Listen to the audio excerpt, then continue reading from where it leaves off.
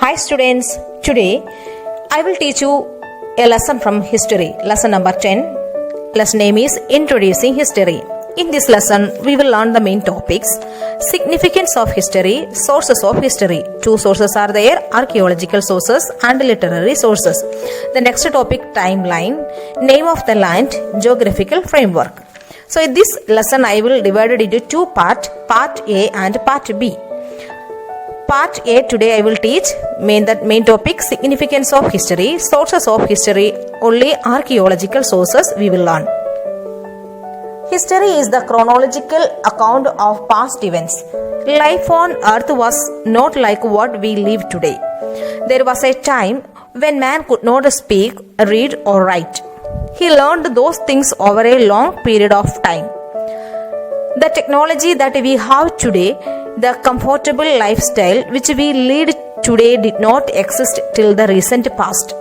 Early man had to slog it out in the forest, hunting and gathering to sustain himself.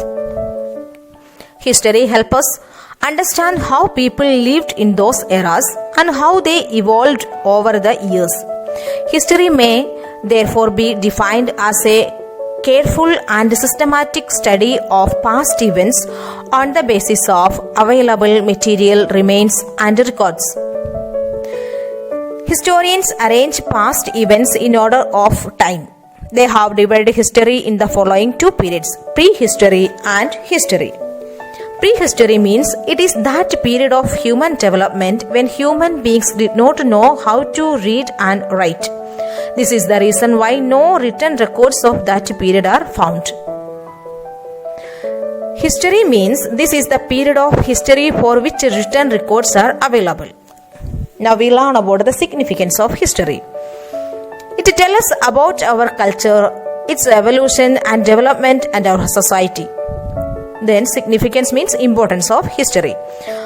Then next important is it acquaints us with the kings and great people of the past who have been instrumental in shaping the course of events since the past. With the help of history, we can understand the way civilization flourished and inventions and discoveries were made. Now we learn about the sources of history. In order to learn about history, we need to look at the records of past events.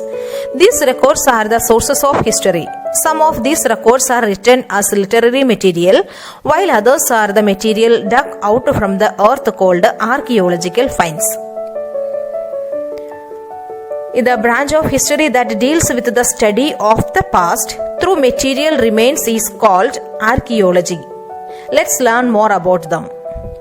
Archaeological sources. As human beings did not know how to write in the prehistoric period, the only sources which help us to discover the mysterious of the past are the archaeological sources.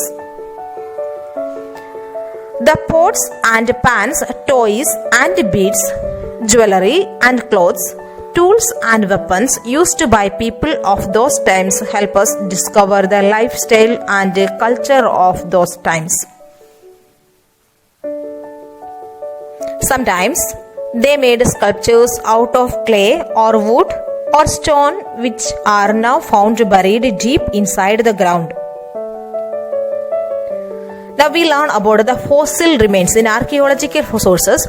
First one is fossil remains. Fossils are imprints of plants, animals or humans preserved in rocks. They have been buried for millions of years. They are normally formed by the remains of the hard body parts, such as bones of skulls, which leave a permanent mark on the rock over the years. They are the main source of information about the species which have become extinct.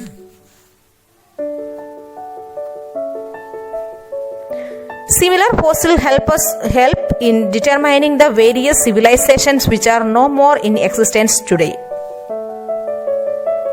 Now we will learn about the burial sites. Second literary archaeological sources is burial sites. Burial sites are the favorites with archaeologists as they get a lot of material evidence from such places.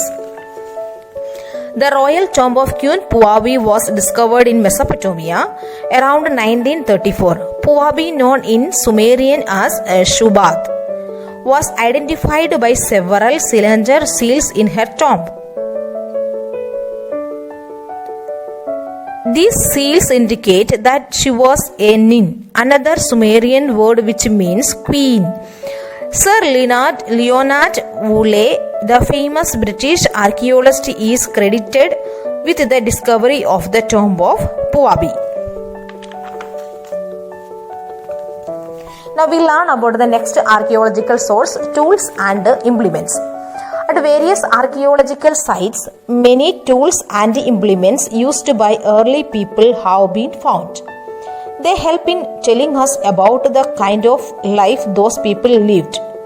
They also tell us about their occupation. Occupation means work, what they have done. Occupation and their society also tell us about this. So the next archaeological source is inscriptions. Inscriptions are the written record engraved on pillars, walls of temples, caves, forts, palaces, and on copper or clay tablets. They not only tell us the names of the kings but also tell us about their empires, the wars fought by them, their messages of peace, their administration, and the extent of their ideas.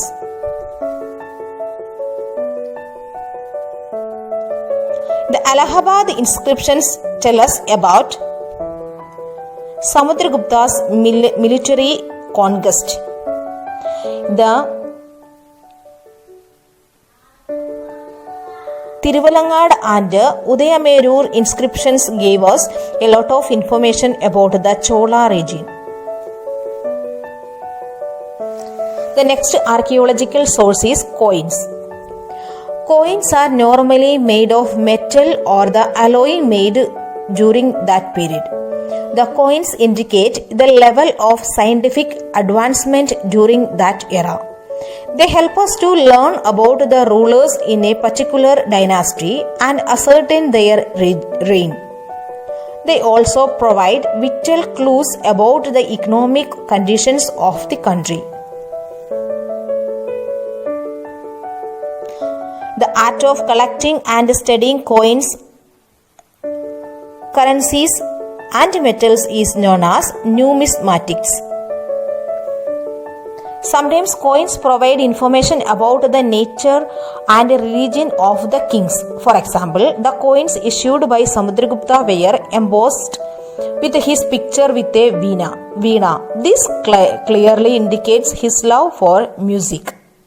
Next archaeological source is pottery. In excavations, many pots have also been unearthed. They are basically utensils made of clay or in later times made of metal. They tell us about the culture, civilization, and level of development reached the people of the certain era. Next we learn about the archaeological sources. Next point is monuments. Monuments refer to the ancient buildings which have survived the test of times. These structures are mostly found as temples, mosques, tombs, stupas, palaces, and forts. They tell us a lot about the social, religious, and cultural life of the people of the age when they were built, rebuilt, or altered. In 250 BC, in the times of Ashoka, Sanji Stupa in Madhya Pradesh was originally built with bricks. Later, during the Sangha period, it was nearly doubled in circumference and the stones replaced the bricks of Ashokan times. Four gates, one in each direction, were added to enhance its look. An inscription on the south gate tells us that it was donated by King Satakarni. The Shore Temple near Chennai, the Taj Mahal in Agra, and the Red Fort in Delhi are some monuments that are of historical significance. Children, today we have learned about the significance. History we have learned, introducing history we have learned, and the significance of history. Then we learn about the sources of history. In that sources of history, two sources are there: archaeological sources and literary sources. Today we have only learned about the archaeological sources. The archaeological sources are fossil remains, burial sites, tools and implements, inscriptions, coins, pottery, monuments. These are the archaeological sources. So the next session I will teach you the literary sources and the remaining points. Okay children, read the lesson properly and understand well. Thank you so much. Bye bye.